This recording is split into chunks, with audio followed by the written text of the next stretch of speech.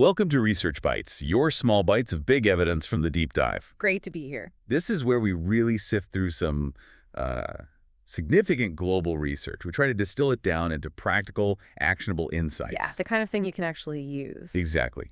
Insights designed specifically to empower you, our dedicated teachers and school leaders right here in Bangladesh, to make even better decisions for your students. Which is the goal, isn't it? Absolutely. So today, we're embarking on a bit of a quest.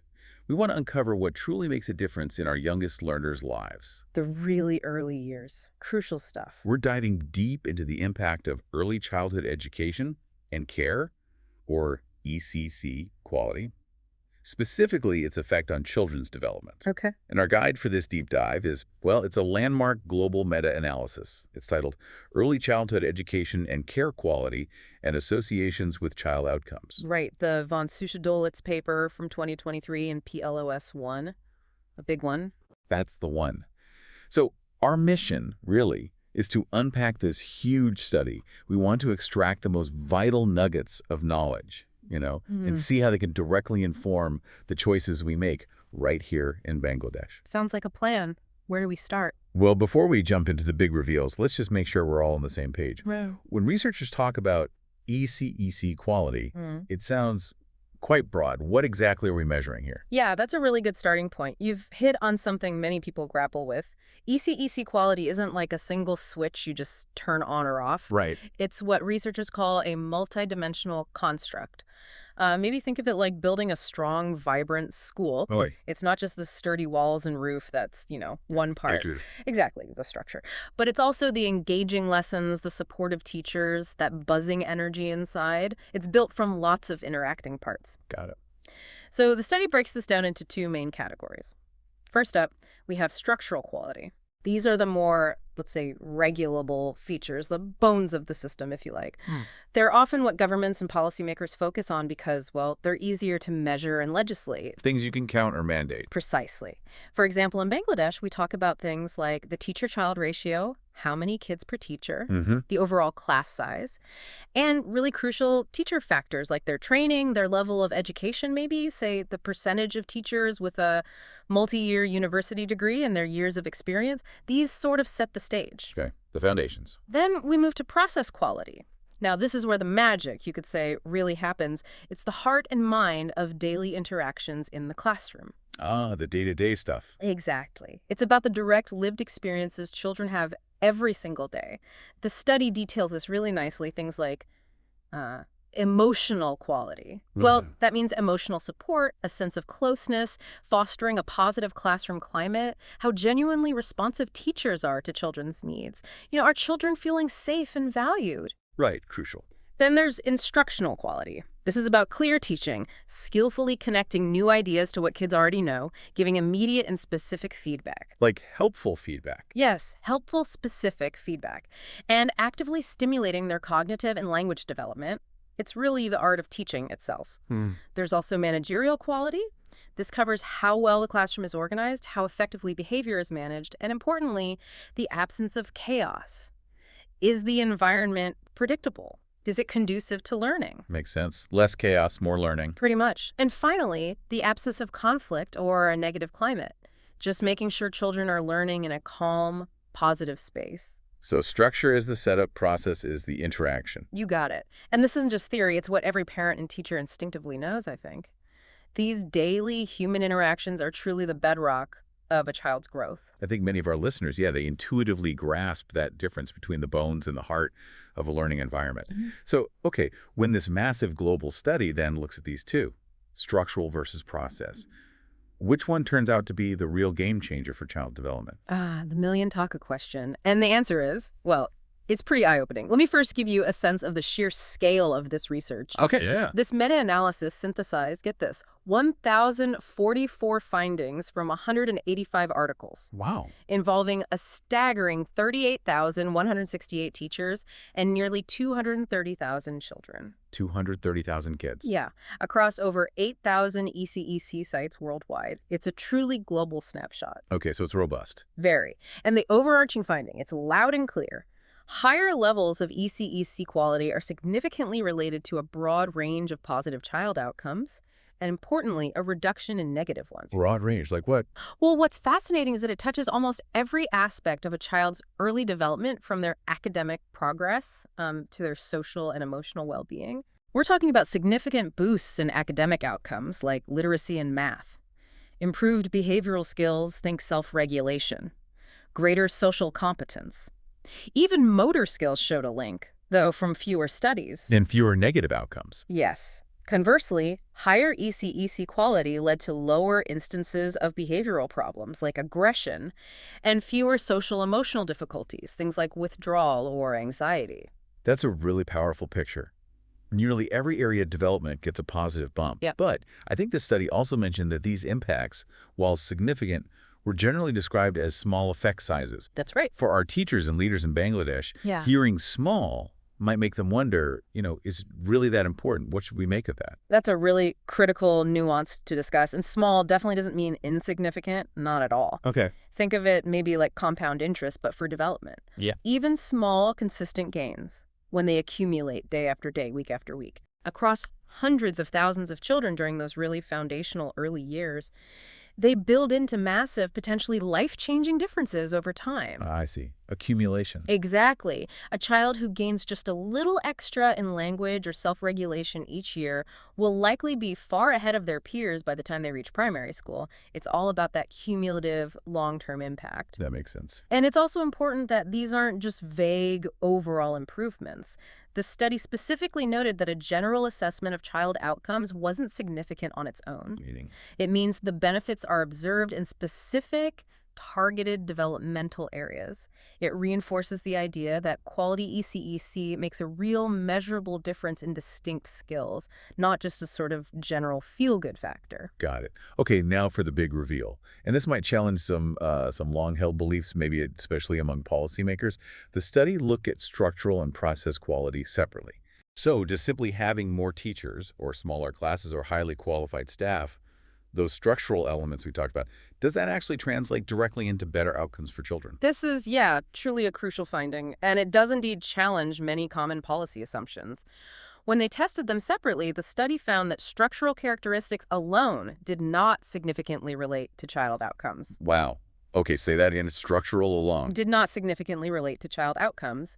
This means that factors like teacher-child ratio, class size, or even a teacher's education level, when you isolate them, Yeah. they didn't show a direct, measurable impact on children's academic, behavioral, or social development in this huge meta-analysis. Okay, that's big. It is. And in stark contrast, process quality indicators did show significant, albeit small, overall effect sizes for most child outcomes. So the process side did show effects. Yes. Higher process quality was directly linked to higher academic outcomes, improved behavioral skills, greater social competence, and significantly lower behavioral and social emotional problems. Right. So this immediately raises a really important question, doesn't it? If structural quality doesn't show a direct impact on its own, why has it been such a policy focus globally and, including in places like Bangladesh? Yeah, why? Well, the study's interpretation is that structural features are simply more regulable. They're easier for governments to set standards for, like minimum teacher qualifications or maximum class sizes. Easier to check boxes. Kind of, but their impact might be indirect. They might create the necessary preconditions for good process quality to actually happen. Okay, so they enable it but don't guarantee it. Exactly. You probably need those structural elements to even allow for good interactions, but they certainly don't guarantee them. So, okay, having enough teachers, a decent classroom, a teacher with a degree, that might be necessary, but it's not enough on its own. That seems to be the message. It's what happens inside the classroom, those daily interactions, the teaching practices, that really counts for most outcomes. Did they find any specific areas where process quality stood out even more powerfully? Absolutely. The study highlighted 2 areas where the difference was particularly stark. For both math and behavioral skills, All right. the impact of structural indicators was significantly smaller than the impact of process quality indicators. So process quality was much more important for math and behavior. That's what the data suggests. The implication is pretty clear. Promoting early math skills seems to require very specific, intentional stimulation. Process quality looks much more critical there. Right. And similarly, process quality is key for developing those crucial behavioral skills like self-regulation, positive learning behaviors. Yeah, you can see how interaction would be key there. Exactly. These are areas where the nuance of interactions and instructional quality seems to make a profound difference, maybe far beyond just the background conditions. It's about how you teach, not just who is teaching or where. That makes sense. And the study also looked briefly at the specific domains within process quality: instructional, emotional, and managerial. Did one stand out? Well, all showed positive associations. Instructional quality, for instance, linked to better academic outcomes, better behavioral skills, social competence, fewer problems. But interestingly, the overall differences between the three domains weren't actually significant. So they're all important. It implies that, yeah, all aspects of process quality matter, and they probably contribute holistically to a child's development. It's not just one type of interaction. It's likely the whole package. Okay. This meta-analysis also dug into some deeper questions, didn't it? Yeah. About how quality is actually measured and, really importantly, who benefits. What did they uncover there? Yes, and this brings us to some really important caveats and insights, especially for anyone looking to apply this research on the ground. First, measurement matters. How so? Well, the study compared how process quality was assessed. They found that self-report measures, where teachers report on their own practices in a survey, Right. those yielded higher and more variable effect sizes compared to observational measures. That's where an independent expert actually watches and assesses the classroom. Higher effects when teachers rated themselves. Why? Well, the likely reason is potential for self-representation bias, or maybe social desirability bias. Teachers might, perhaps unintentionally, overestimate their own practices. We all want to think we're doing a great job, right? Sure, that's human nature. So this suggests that while self-reports are, economical, maybe easier to do, observational measures probably give a more reliable, objective picture, even if they are more time-consuming and cost-intensive. So for school leaders in Bangladesh, maybe think about how you're assessing quality. Exactly. Are you getting a true picture of what's happening in the classroom? That's a key question. Okay, what else? Next, regarding moderation effects. The study looked to see if good structure amplified good process, or vice versa. Did it? Surprisingly, they found no consistent evidence of that. Just piling on more structural elements, like better ratios, on top of good process quality, didn't seem to create a super effect.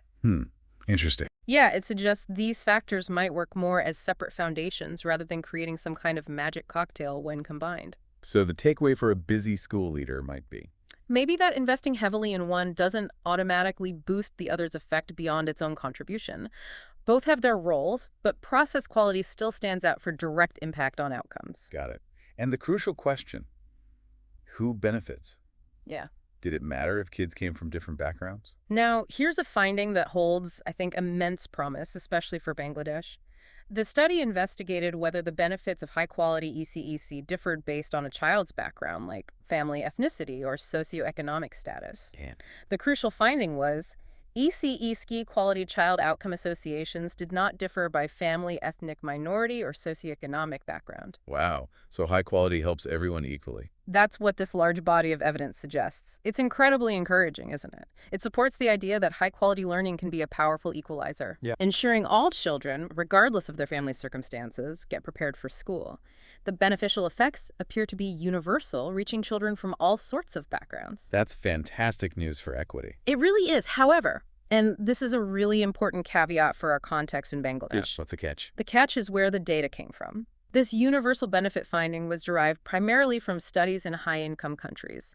The meta-analysis itself explicitly states there just wasn't enough data from low to middle-income countries, like Bangladesh, to conduct a separate analysis. Ah. So most studies were from? The vast majority, 123 out of 185 studies were from the U.S. alone, and 165 studies overall were from high-income countries. I see. So this dominance of data from places like the U.S. and Europe, plus the common use of U.S.-developed assessment tools, it means the results might be biased towards patterns prevalent in those contexts. So we need to be cautious applying it directly here. We absolutely do. We have to keep this limitation firmly in mind when we think about applying these findings directly to our unique Bangladeshi classrooms. It highlights a critical gap in the global evidence. Okay, so while the overall findings are incredibly encouraging about the power of ECEC, especially process quality, we need to remember the context of the research. And there's an urgent need for more data from regions like South Asia. Precisely. It's not just an academic point, like you said. It's really a call to action for more local research. Right. So let's bring it all together. What does this all mean for you, our listeners, the teachers and school leaders in Bangladesh, striving every day to make the best decisions for children's early learning and development? How can this global evidence guide your work on the ground, whether that's in a bustling Dhaka kindergarten or a rural ECEC center up in Sylhet? Okay, well, I think the strongest message is unequivocally clear. Process quality matters most. That's the headline. That's the headline. Investing in the day-to-day interactions, the quality of instruction, effective classroom management, that's where you'll likely see the greatest impact on children's academic, behavioral, and social-emotional outcomes. So focus the training then. Absolutely. It means focusing your professional development efforts on training teachers in effective instructional strategies, fostering those warm, supportive interactions, developing strong classroom organization skills. These are the levers that seem to truly move the needle for kids' holistic development. Okay. But what about structure? Ignore it. No, definitely not ignore it. While those structural characteristics alone didn't show the direct effects, they are almost certainly essential preconditions for good process quality. The foundation, again. Exactly. Think of it this way. You need a good foundation to build a strong house, right? But it's the activities inside the house that make it a home. Nice analogy. So you should continue to advocate for adequate teacher-child ratios, reasonable class sizes, well-trained teachers, because these create the enabling environment where high-quality process can actually thrive. It's about setting the stage for success. Got it. Set the stage, but focus on the performance. A good way to put it. And the evidence also highlights that process quality is especially critical for math development and behavioral skills. Right, you mentioned that. Yeah, so this implies that targeted professional development and maybe curriculum focus in those specific areas could yield significant returns. If you're looking for specific areas to enhance in your early learning programs, math and behavioral self-regulation look like key areas where quality interactions really shine. Okay, target those areas. And that finding about equity. That high-quality ECEC benefits children from diverse socioeconomic backgrounds. That is particularly encouraging for Bangladesh, isn't it? Where addressing educational disparities is such a national priority. Hugely important here. Quality ECC can be a really powerful tool for social equity, helping all children, regardless of their family background, get a strong start. It's a message of hope, I think, and opportunity for every child in Bangladesh. Absolutely. Also, when you're evaluating ECC quality in your schools, maybe rethink your measurement approaches. The self-report versus observation point. Exactly. While teacher self-reports are convenient, maybe consider incorporating some observational measures alongside them to get a more accurate, objective picture. To see what's really happening. Yes. This can help you pinpoint exactly where to focus your quality enhancement efforts, making sure resources are directed where they'll have the most impact. Makes sense. And finally, and this is crucial given the study's limitations we discuss, we must acknowledge that research gap in low to middle income countries. The call for local research. Yes. I'd really encourage everyone listening, support and conduct local research right here in Bangladesh. We need to validate these global findings within our specific cultural and educational context. That is absolutely crucial for truly evidence-based policymaking that's tailored to our unique needs and strengths. That's a fantastic distillation of actionable insights, really practical stuff. It empowers teachers, I think, to focus on the truly impactful work they do every single day. And it gives leaders a clear direction on how to support those crucial interactions. Hopefully. This isn't just about abstract research. It's about making a tangible, life-changing difference for every child in Bangladesh. That's the aim. So what a fascinating deep dive into ECEC quality. Mm. We've learned that while structural elements, things like teacher-child ratios, qualifications, they provide the essential framework. The necessary base. Right. But it's the rich, warm, intentional interactions, what the researchers call process quality, that truly seems to shape children's early development across a huge range of academic, behavioral, and social skills. It's the how more than just the what. Exactly. And the evidence, even though it's globally sourced and has some limitations for our specific context here, it strongly points to the power of what happens inside the classroom, and that it benefits all children regardless of their background. which is, as you said, a powerful testament to the daily dedication of our teachers. Absolutely. So for you, our dedicated teachers and leaders listening in Bangladesh, maybe consider how these insights can guide your daily practice and your strategic decisions. How can you further champion and nurture that vital process quality in every ECEC setting?